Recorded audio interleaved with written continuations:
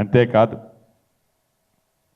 తెలంగాణ రాష్ట్రం కావాలని, తెలంగాణ రాష్ట్రం దొరలకి చిహ్నంగా ఉండొద్దు అని, దొర పాలన ఎక్కడా కనిపించొద్దని తెలంగాణ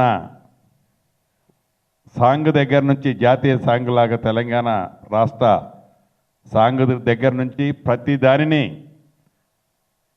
తెలంగాణ రాష్ట్రం అద్దం పట్టేలాగా, అంటే తెలంగాణ తల్లి అంటే గత ప్రభుత్వంలో ఒక వ్యక్తిని ఊహించుకునే విధంగా తెలంగాణ తల్లి ఉండేది.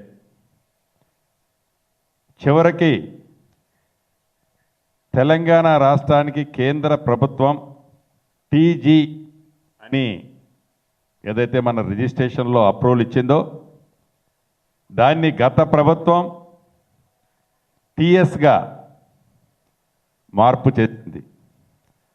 కానీ తెలంగాణ రాష్ట్రం టీజీగా ఉండే విధంగా ఈరోజు క్యాబినెట్లో రాబోయే రోజుల్లో చట్టం ఆల్రెడీ క్యాబినెట్లో ఆమోదించుకున్నాం.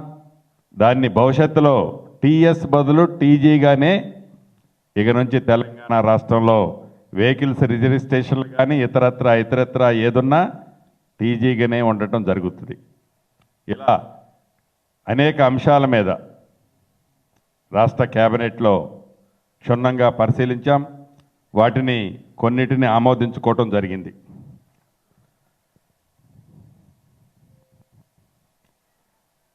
అదే రకంగా అందశ్రీ గారు రాసిన జయ జయ హే తెలంగాణ గీతాన్ని రాష్ట్ర గీతంగా మార్చాలని క్యాబినెట్లో నిర్ణయం తీసుకోవటం జరిగింది. తెలంగాణ అధికార చిహ్నాన్ని మార్చాలని తీర్మానించి రాచరిక పాలన గుర్తు లేకుండా మన ప్రాంతం ప్రజలు ప్రతిబింబించే కొత్త చిహ్నం రూపకల్పన చేయాలని తీర్మానం చేయడం కూడా జరిగింది. వీటన్నిటినీ అంటే ఏ తెలంగాణ రాష్ట్రం వస్తే తెలంగాణ ప్రజలకి గౌరవం దక్కుద్దో, ఏ తెలంగాణ రాష్ట్రం ఏర్పడితే అభిమానం ఆత్మాభిమానంతో తెలంగాణ ప్రజలు ఉండాలని కోరుకున్నారో అది గడిచిన 10 సంవత్సరాల్లో సాధించుకున్న తెలంగాణలో రాచరపు నడవడికే కనపడింది. కానీ పోరాటం చేసి సాధించుకున్న ఆ ప్రతిబింబాలు ఎక్కడా కూడా తెలంగాణ రాష్ట్రంలో మనకి కనిపించలేదు.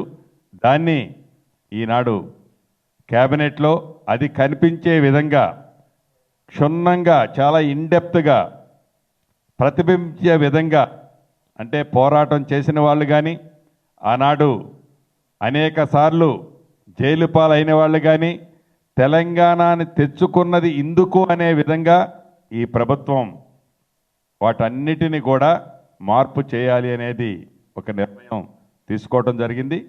ఆ నిర్ణయాన్ని తప్పకుండా అతి కొద్ది రోజుల్లో ప్రజల ముందుకు పెట్టి కవులు కళాకారులు మేధావుల అభిప్రాయాలకు అనుగుణంగా వాటన్నిటినీ ఆ చిహ్నాలన్నిటినీ మార్పు చేయాలని ఈరోజు కేబినెట్ నిర్ణయం తీసుకుంది.